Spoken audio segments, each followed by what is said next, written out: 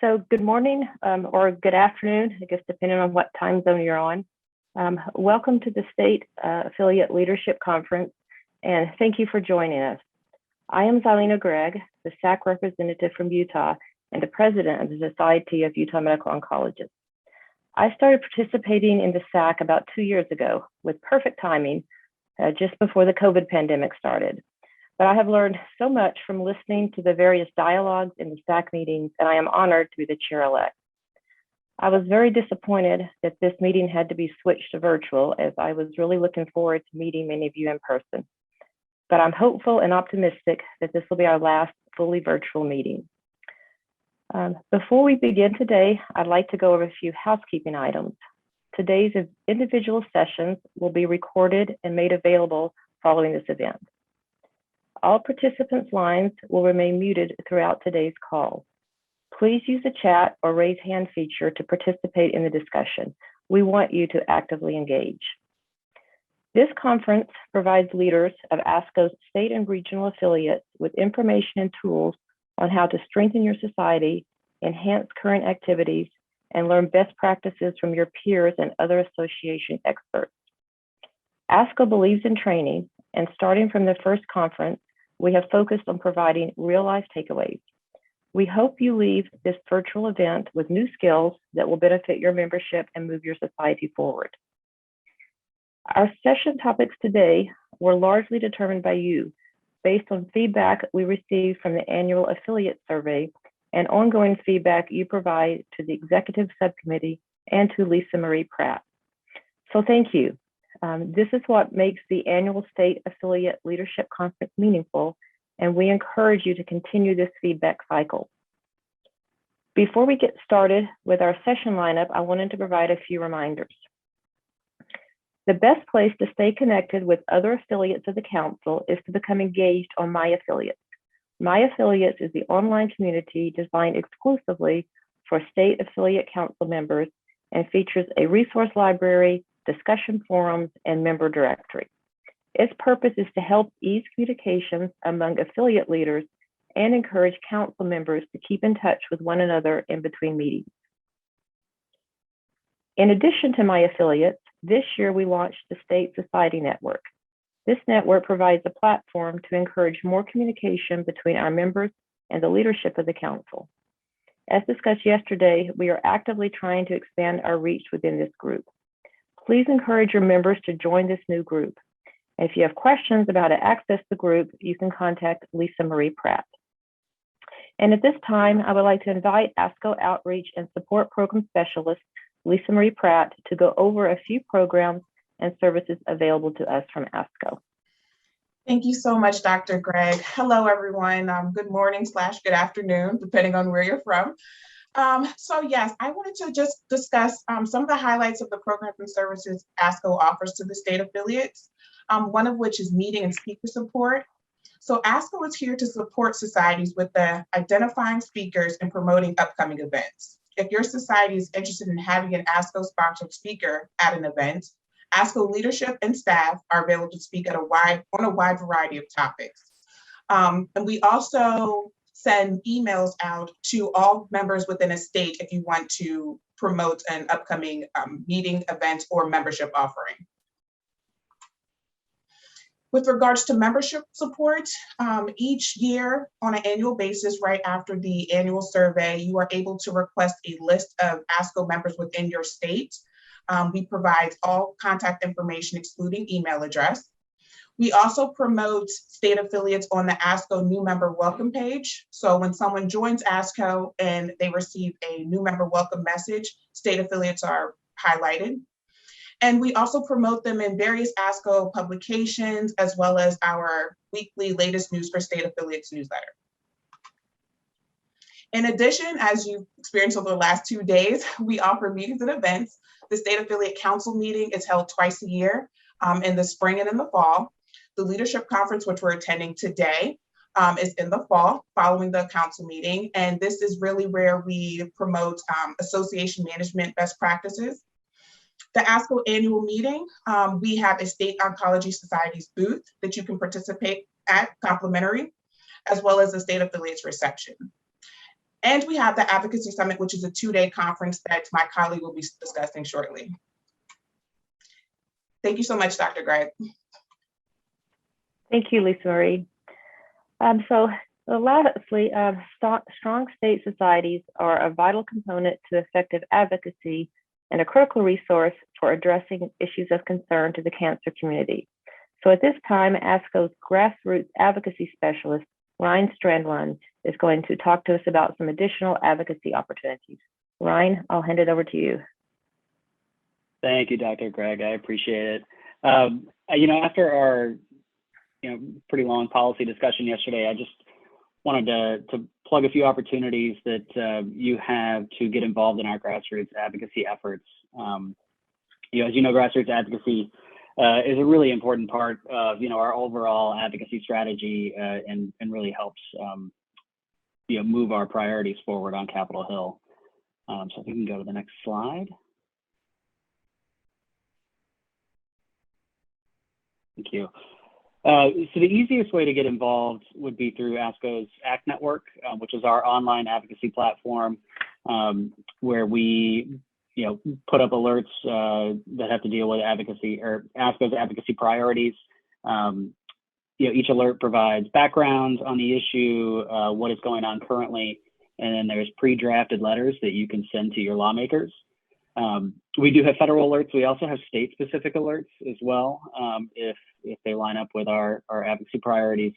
The ACT Network is kind of versatile in the fact that you can not only put the link on your association, your state society webpage, but there's actually widgets that you can also, like if you want to promote a specific alert, you can put a widget on your page, which allows them to take action directly from your website. So if that's something that you're interested in, please let me know. Would love to work with you on that. But if you would like to visit the ACT Network just to see what we have up currently, you can go to asco.org/ACT-network. And that's the easiest way to get involved. It takes a couple of minutes to send letters to your senators and your representative. So that's a great way to get involved at a basic level. Next slide, please.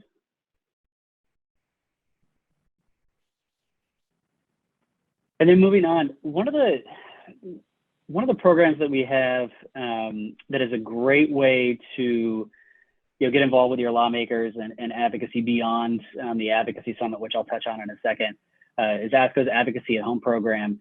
And essentially, if you get involved in the program, we set up meetings with you, with your lawmakers for you, traditionally when they are back in the district or state during recess periods or fly-in days. And we handle all of the logistics for that. We will request a meeting, find the time that works for you. We will provide background materials and talking points and leave behinds for you, just as we do at the summit. And we'll hold a prep call with you to make sure that you're comfortable with the messaging and logistics. But just to note, these meetings are currently all taking place virtually. 99.9% of all offices in this environment would like to meet virtually. I know a few of you in the meeting right now are involved and certainly really appreciate your involvement. It's a really great way to have one-on-one meetings with your lawmakers, outside of that group environment that you get during the summit. And we traditionally try to schedule these after the summit, just to make sure that you can follow up on those issues that we discussed in the summit to make sure that your lawmakers are following through with their promises to potentially co-sponsor legislation or things of that sort, or answer any questions they may have on pieces of legislation that we discussed at the summit. And so if you would like to get involved in that, and I encourage everyone to get involved, I make it very easy. Either contact me or email grassroots@asco.org, and I would be happy to get you involved. And then one of the last things that we have is, is our large advocacy summit, which is traditionally a 2-day event that takes place in Washington. We bring volunteers from all over the country to speak with their lawmakers about, priority issues for ASCO, oncology providers and patients. The last 2 years, this has taken place virtually, unfortunately. We are still looking into next year and whether we want to do in person or go virtual. Given the environment on Capitol Hill, our hand may be forced one way or the other. But it's a great way to bring everybody together to, connect with your peers, connect with your lawmakers. And as SAC participants, you have the opportunity to get involved in that as well. And certainly encourage everybody to do that. Just to note, the 2022 summit will be on April 4th and 5th. You'll note that we have moved the summit from the fall to the spring, just so we can get on, lawmakers, so we can meet with them earlier in the year to discuss our priorities. So that's something that we can advocate, on throughout the year. So I certainly encourage you to get involved in that when we do outreach for the 2022 summit. And I am happy to take any questions that anybody has, or, you can certainly email me and ask any questions offline as well.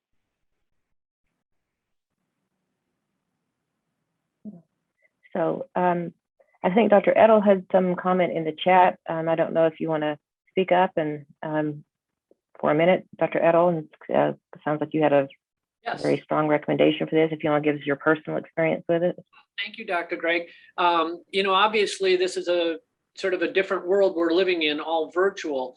But I was able to do several meetings with my local congressman virtually that were really well done, in the sense of everything was laid out, planned for me. Ryan, you did an excellent job just doing all the heavy lifting, if you will. And all my talking points were there, all the background information, questions that they would ask were already answered for me, really. It was, it's almost like a patient visit. You show up to the room, you sign on, you talk for half an hour, and then you sign off. No travel involved, no nothing. It was a great way to connect. And it was interesting because on a couple of the meetings that I've had that, Ryan, that you've set up, I was connected not just with the congressman, but the policy analyst for his office was also on the line. And they actually did their homework and looked at the information that I was presenting to them before I got to the meeting. So it was actually quite productive. And it's a great way to touch base without, the 2-day travel and the hotel and whatnot. So yeah, I would strongly encourage anybody who is even thinking about it just to reach out. Yeah, 2 big thumbs up. Thank you, Dr. Edel. And I think Dr. Pertstein has a comment or a question, maybe just a couple of minutes. Yeah, it'll be quick. I was just going to echo what Dr. Edel was saying. Ryan did a great job putting it together. The nice thing was it was actually meeting with the lawmaker and their policy, the folks that help with their policies. And oftentimes we'll head to DC and we get to meet with some of the staff, but this was great. It was a non-rushed experience. They weren't trying to get to a vote on the floor. It was actually a sit down and talk, and they have my number now and have reached back out to me regarding even the visit. I think it was much more meaningful for them as well, because it wasn't kind of helter skelter. So, and like Dr. Edel said, it was, we were spoon fed the information. So it was really easy to kind of,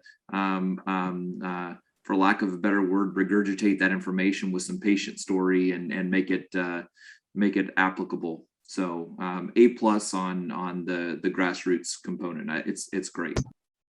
Great. Well, thank you both of you for your comments. It certainly makes me feel more enthusiastic and interested in doing and more confident about doing it. So with that, let's go ahead and get started with the heart of the meeting. Our first session will provide helpful tips and best practices on how to bring sponsors closer and keep them engaged in your state society. This session will also provide some marketing tips to drive interest in your events and activities. Our speaker, Peggy Hoffman, FASAE CAE, is President and Association Manager for Mariner Management, where she wears the volunteer manager hat working with her chapter volunteers. Peggy has provided training and counsel to innumerable global, national, and local membership associations over the past 30 years, and she draws on that experience when consulting consulting with associations and their chapters, including ASCO.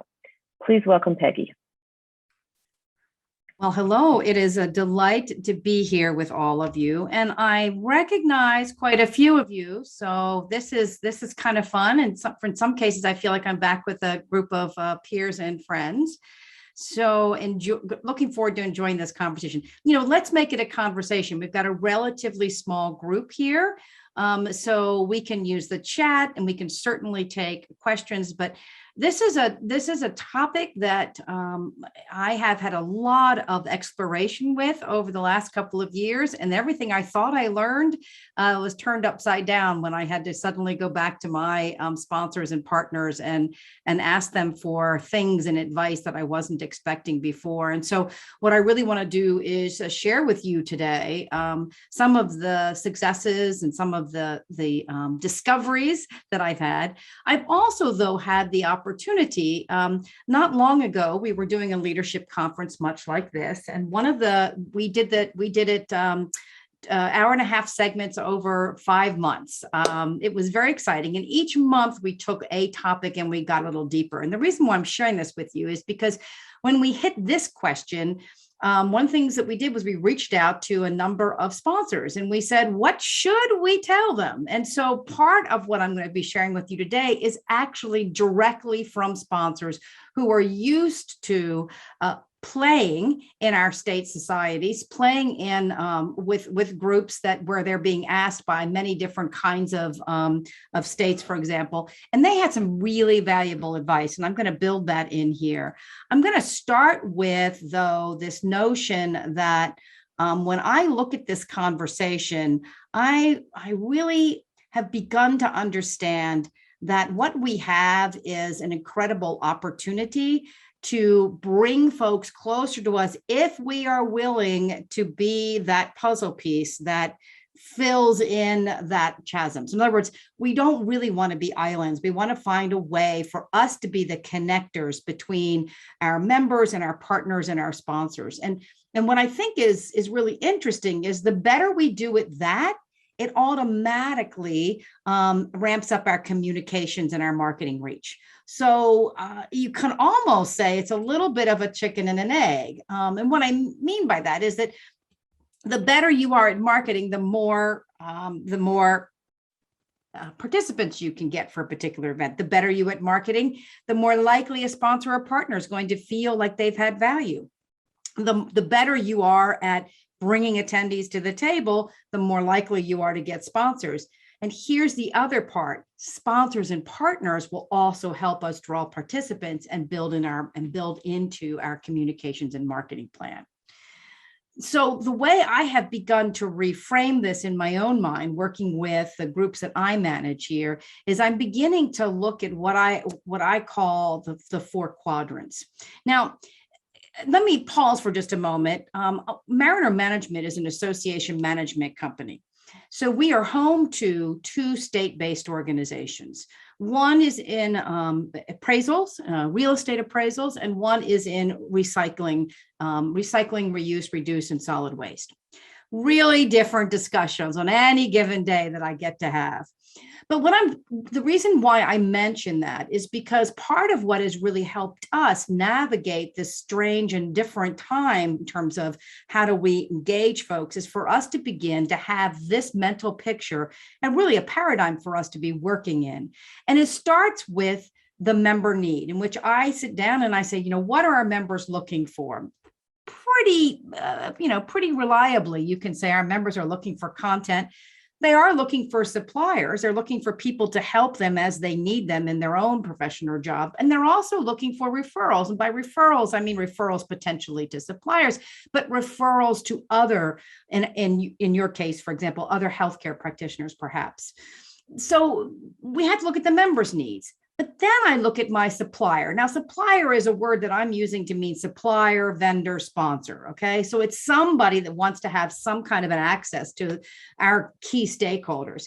And so generally speaking, they obviously are looking for customers, but they're many times looking for referrals, just that opportunity to have people talking about them and sharing what they do in their content. And for many of them, it is truly the presence.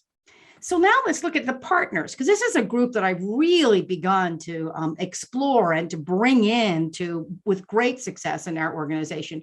What our partners need are, well, other partners. They also need reach and they also need content. So let me share with you what I view when I say a partner, and then I'm going to ask you to jump into the chat and share, because I bet many of you have partners like I'm going to describe. So a partner for my organization, for example, is a like-minded association. So for our recycling group, it's the Maryland Recycling Network. And one of the things that we do is we hold the annual conference for the state of Maryland on all issues recycling. The reason why it's successful is because our ongoing partner is the Solid Waste Association chapter in the same area. And we number of years ago, we pulled our two conferences together.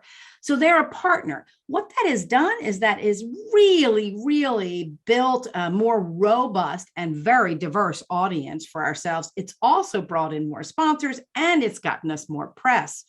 So a partner could be a like-minded organization. I was talking with a group of folks, another healthcare association last week, and one of the state society execs said to me that one of the partners, that go-to partner for them is an organization that does the consumer side of their particular issue, and they will collaborate on a number of programs and services. There's this group of scientists, a National Scientists Association. We worked with them, and one of their state associations says that they connect all the time with educators and other kinds of professional chapters or local groups. So partners are anybody that has a shared need to be in front of your audience, and there is a sort of a little bit of a overlap between your audience and their audience. So I bet as I was talking, many of you are saying, "Oh yeah, we work with." You've got some associations or some folks, some community organizations that you're working with. Throw those in chat. Let's share and find out who you're partnering with that have become very valuable for you. And while I'm doing that, let me fill in, while you're jumping on there, let me fill in the fourth quadrant, which is us, right? Our state groups. It's what we need. It's content, it's resources, and it's reach. Now, the reason why I have begun to think about this in this context, good, thank you, Dr. Irwin, is because we need each other. And if we stop sitting here, and this is what the shift that we have made is, rather than sitting here as the Maryland Recycling Network, for example, and saying, what do we need? What do we need? We need money to make sure this show is successful. We've begun to have the conversation. What does this group of individuals need? What does this group of organizations need? How can we craft anything together collaboratively so that we can have access to more eyes, more ears, more brains, and more dollars in terms of resources? So I'm going to guess that probably some of these, yes, the slides are supposed to be changing. Are they not changing? I just happened to see that come in there. Let's see what's going on. So I'm going to ask that, Lisa Marie, can you tell us if the slides are working? Okay. All right. Yes, the slides are supposed to be changing, Dawn. Okay. Sometimes there's technology issues. So thank you, Lori, for jumping in. Member institutions, patient advocacy groups, State Cancer Foundation, State Medical Society, local university. I love that one. There's a great way for us to be reaching out to the next gen. So, and it's really interesting, when we started with the other group that I work with, was which people in PR, when we started really embracing our connection to our local student chapters, I brought in some vendors that I would never have been able to bring in before, but they were so jazzed by us looking at the next generation. So really, in your case, you are all partners in the health of your communities and your patients' families. So the question we have then, how do we act on this idea? So the process that we've been following really has three elements that we take a look at. And whether we're talking about a partner or a sponsor, I'm going to use the sponsor or supplier language here in this next section. It's really the same process. And it begins with getting to know the particular sponsor. It begins by us really having a better understanding of what their hot button is. This is the same thing with members. How many of you do a new member welcome or onboarding program? Let me take a look at the screen. How many of you are doing a new member or just give me a thumbs up, use a reaction. There we go. Thank you. Thank you. Got a couple of you. So a really useful thing when I get a new member in there, and I'm pretty sure I wrote this down correctly. Lisa Marie mentioned that there's a welcome letter that comes to new members, and she's nodding. So a really great way of really plugging folks into our organizations is to have a formal member welcoming program. So it's an opportunity for you to reach out and say, hey, welcome to the community. Glad to see you, and get involved. And one of the things we talk about when we talk about building really good new member welcome programs is finding out what's driving their needs today, right? Is coming up and saying, what's the hot button? What are you trying to solve today? Now, we should do the same thing with our potential sponsors or last year's sponsors, right? Their hot buttons could have changed. So the idea here is to go ahead and really get to know these individuals by asking them questions, having good conversations. The second thing is then with that, you can begin to look for connections. Now, here's what I learned in spades this past year was get beyond the bank. There are vendors and suppliers in our particular space here with both our management clients who were feeling the little bit of the pain, feeling a little bit of the anxiety of the past year that we've had. Well, it's understandable. And they were a little reluctant to jump into a virtual conference, for example. So one of the things we did was we switched the conversation around and we said, well, what's the content that you want to get out? What's the expertise that you want to share? What are the resources that you can bring? Can you do mailing for us? Can you give us tech space? Can you help us in getting out, for example, pieces? We wanted to do a conference attendee box. When we change the question and we look for the connections beyond just asking for the dollars, it made a difference. Now, I understand in your world, and there, believe me, our Maryland Recycling Network are mostly government employees. So we have to be very careful when we're talking about how we engage sponsors financially into our conversations and connections. And so even with those caveats, we were able to really be able to build some new contacts. The other thing that I learned, and really this is maybe the most important thing, is to include these partners and sponsors, these vendors or suppliers, include them early. So when we had to do the big switch to virtual, and let me ask with a reaction here, how many of you had to do a big pivot of switch to virtual? You had an event and man, overnight you had to switch it into virtual. All of us were doing that, right? Yes. So here's the interesting thing. We rely with the Maryland Recycling, we rely on the income that we pull in from our conference to run us for the rest of the year. So you can imagine we were just a little bit concerned about how we were going to sell this. Rather than planning the conference and then going out and talking to people, we actually brought the key stakeholders, AKA our sponsors, vendors, and partners into the room and had that conversation early. So it is a lesson I learned in 2020, and we've begun to put this in our practice in 2021.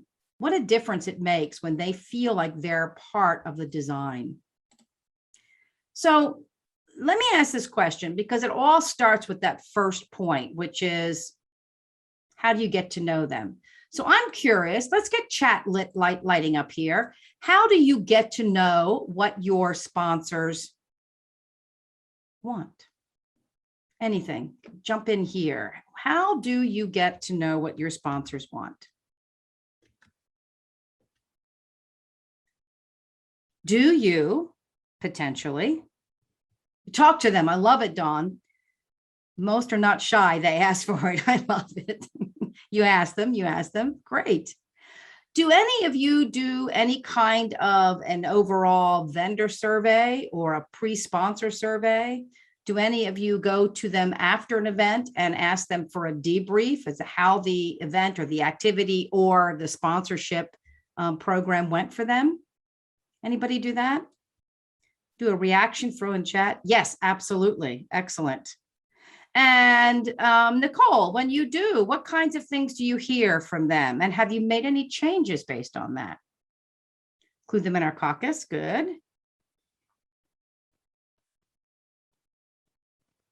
Wow, this is great. Hey, Karen, would you mind terribly jumping off mute and just sharing a little bit about that? Karen just put in the chat that she reached out during COVID and offered more frequent Zoom calls with key sponsors and time with board members. That's a great idea. Can you share that with us? Can we unmute, Lisa?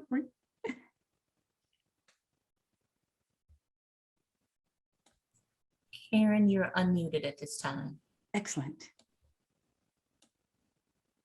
Oh, she can't get the audio right now. Okay. Okay.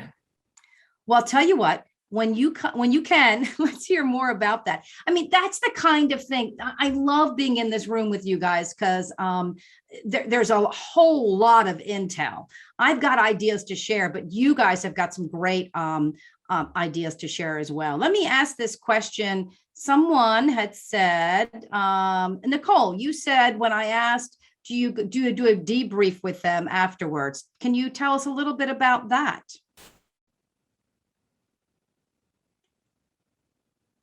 As my husband says, I can do all the talking, but I'd love to hear from some of you. Maybe not. Sure. Okay. Sure. So it's not anything complicated necessarily, but we just asked them questions, what they, thought of the arrangement, tips for, getting members to visit their booths. And like someone mentioned, they're not shy. They're more than willing to share what they like and don't like. So almost every event we have, we are sort of tweaking to accommodate both members and sponsors. Great. Awesome. Thank you. Thank you for sharing. So if you see or hear today something someone else has said and you think, wow, that's kind of interesting. The beautiful thing is I understand you have the My Affiliate community, so you can continue to talk afterwards. I mean, sometimes, as you just said, Nicole, sometimes it's just super simple stuff. And we sometimes underestimate those small outreaches that will make a tremendous difference. So one of the things that I picked up from another group, actually a capital area group on government procurement, who did an amazing job, actually sold more sponsors this past year, in 2020, than they did in the previous years. And I said, okay, great. So exactly how did you make that happen? Or give me some tips. And one of the things that they did was, before a particular event that was coming up, they did what they called a pre-sponsor survey. So rather than going out and asking people to sponsor, they went out and they did this survey to their previous years. They said, we're going virtual. Talk to us about, rate some of these things before we put together our sponsorship packages. Got lots of comments and lots of good ideas, and ultimately got, as I said, more sponsors than previous years. So what's interesting is the more that we talk to sponsors, and there's actually been some pretty good research on coming out of the association field on what will drive sponsors to say yes. And it sounds to me like a number of you have already heard a lot of yeses. So tell me if this matches up with what you're hearing. Usually what will drive a sponsor, and by the way, what will drive a partner, can fall into one of three buckets. The first one is, of course, something related to brand awareness, create goodwill, be able to get name recognition in the marketplace, get exposure. For at one organization, the Entomological Association, their state societies found that brand awareness was one of the key elements. Folks were really looking and would oftentimes say, you saw me at, as a way of sort of setting them apart. The second thing, and this was the one that maybe we didn't fully appreciate until 2020, which is they just want to educate the marketplace. they want to be shown as thought leaders, and they want to build stronger relationships through this exchange of knowledge. That's really helped us in this past year. And the third thing is, of course, there is a decision to build customers. So I mentioned to you that a large part of the way we've changed it is we actually talked to a couple of those sponsors and had them actually do an 1.5-hour panel session with us. So I want you to know that the coolest thing is we chatted with one of our sponsors and I said, okay, give me the top 3 things. And the part of the conversation went around with, well, you need to ask me good questions. You need to get to know me. And I said, well, tell me some questions you want to hear. And what you're seeing here on the slide are questions that he recommended. These are things that Duff is his name. Duff said, let's have a conversation around why I want to be there. And he gave us some very specific advice. He said, number 1, skip the general email, especially if you know me and you have my history. Don't put me in the same lump call for sponsors or call for partners that you do. Give me the call, make that call. Number 2, make it a call, ask me questions, find out what's going on. 3, he said, understand what a sponsorship really costs me. And if you don't know, ask. He said, there's this huge assumption that a sponsorship is going to cost either next to nothing or just a little bit here or there, a little bit of my time, and that's it, along with the dollars I give you. And he said, rarely is that the case. He said, when he's doing a sponsor, and lots of times his sponsorships with the states are based on also being an exhibitor. He said, there's a lot of extra costs that come to it.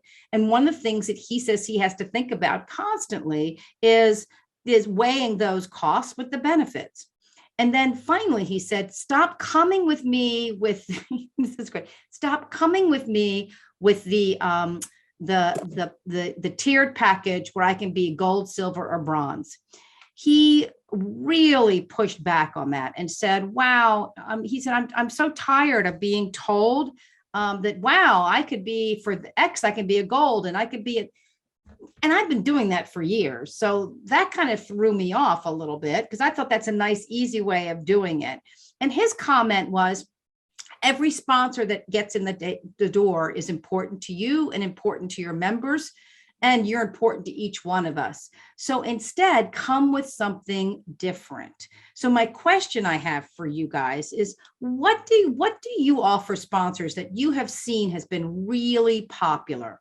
What have you might have put into a sponsorship package that made a difference? Any thoughts there? Throw them in chat. Oh, good. I see, Karen, your audio is back. We're going to come to you in just a sec. Anybody have a great example? Here we go. Time with the leaders. Absolutely. One-on-one meeting with board. So you guys do a lot of this. Executive sessions with the board. Very good. Anything else? Nice. Locale. Yes. Dr. Irwin, that sounds very interesting. Speed dating with the board, I'm assuming at a board meeting. Nice. Educational partnership. Yes. These are some great examples, guys. Now, if you have anything that you want to share, either by putting a link right now into chat, that would be awesome.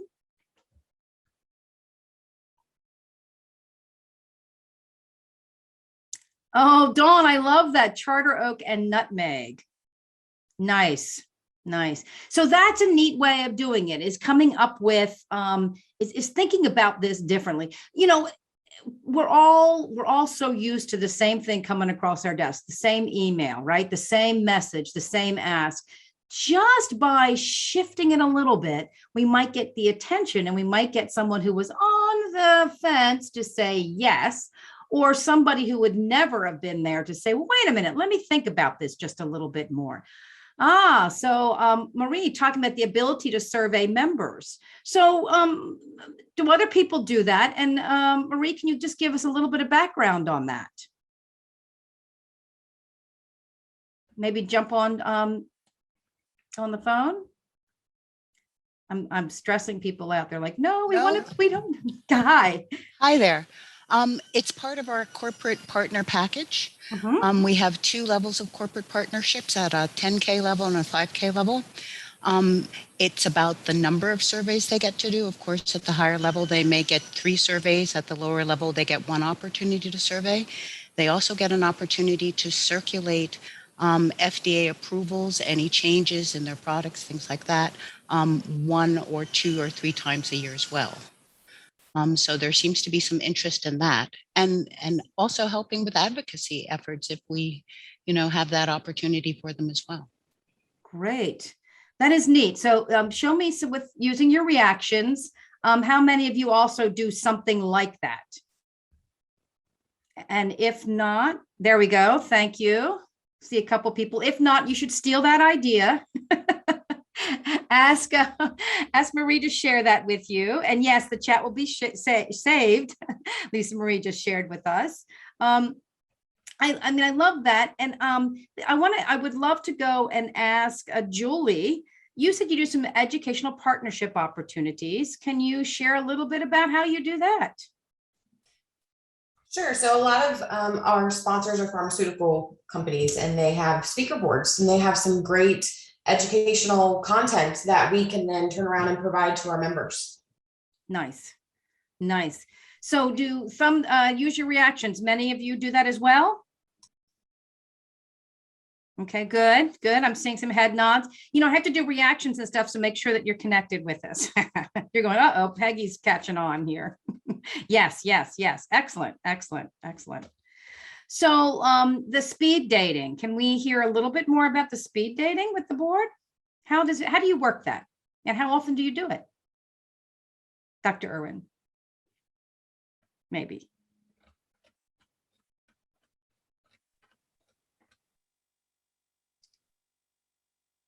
Almost. Can't quite hear you.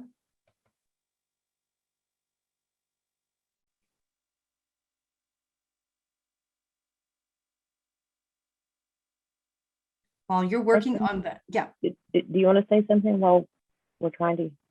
I was going to. Do you have your hand up, Dr. Pershing? Did you want to make a comment? Yes, Dr. Pershing. Yeah. So we have our yearly meeting, and of course have our vendors, and that's included with their sponsorship. But the other thing that we do is for higher tier sponsors, we include like a 5 to 10 minute with the board discussion about some of their concerns about either legislative policies or other things impacting patient access. So it's kind of like a speed dating, 5 to 10 minutes. And then we also included, we tried to have twice a year at least where we have face-to-face. With COVID, because we aren't meeting at another time, we actually included a platform that's almost like a mingling platform where people can come in and out of rooms, not timed, just letting you spend that time with our sponsors. Great. And what platform do you use, Dr. Pershing? Oh, I knew you were going to ask me. And you don't have to have the answer. Hey, you know what? Christy Long is on. She knows the platform, and I'm blanking on the name of the platform. It's great. And we did something similar in Utah. Gatherly. It's called Gatherly. So it actually works very well. It was, the sponsors, members, and I was really surprised at what positive feedback. I expected it from pharma, but what really shocked me was how excited the members were. Of course, this was during COVID. Everybody was feeling isolated. And they actually asked him, will you please set that up again? We'd like to do it again. So we're planning on doing it again and making it longer. Excellent, excellent. It's really interesting, and use your reaction buttons again. I found that we tried things that we may not have had the guts to try pre-COVID, and we found some successes, right? Thumbs up. And now the question we have is, which of these do we want to try again? And of course, Dr. Greg, they've told you which ones to try again. But I really think that we are in this space with our members and our sponsors as key stakeholders, where we have the opportunity to continue to tweak and change and try new things, and also get reactions. How many of you saw members at some of your virtual events or gatherings that you didn't see before COVID. Did you get some faces you hadn't seen in a while? Yeah, big time. I was just delighted. In fact, for all three of my organizations, I have to tell you, our membership numbers are better in 21 than they were pre. I mean, we kept the retention solid and got in new members.